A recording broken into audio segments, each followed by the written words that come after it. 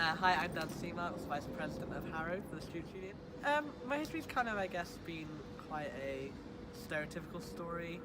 I came to uni, got involved in a load of stuff, took on a lot of different activities and different responsibilities.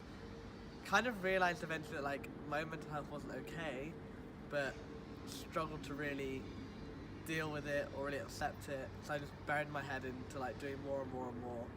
And just trying to do everything and anything to forget that something just wasn't right.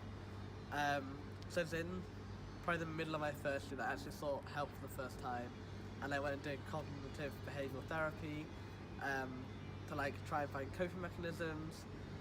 And I guess it's just been a constant battle of making sure my mental health is fine.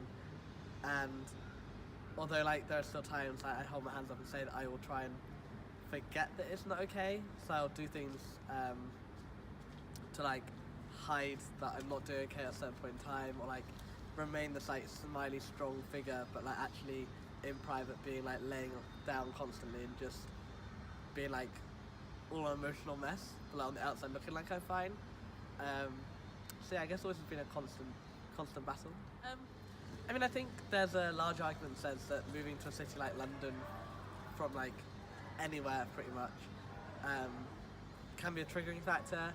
I think for me it was about that I'd always kind of done stuff that made me a leader within groups, and the more I did that as I kind of came to uni, the more that just applied the pressure, and it felt like you couldn't crack this perfect image, and it felt like this image got more and more embedded in my friendship groups, the circles I was in in and out of uni.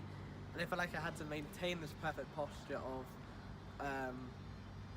he's a strong, successful young man, he can do whatever he wants to put his mind to. And then one day I just realised that actually that's not, how it needed to be, and, actually that everyone has their frailties, and that, it's totally okay to not be okay. I think to a certain extent, there are still certain things in my life that will trigger them, so will trigger episodes. And that's more around, social relationships, so where I've got a social relationship with another human being, and then they do something to betray that or to end that or to whatever, that is quite triggering. But I think in general I've learnt mechanisms, I've learnt how to more controlled in my emotions about it, and learnt that actually if I'm having a bad time it's okay to step away and be do you know what, I need 10 minutes, or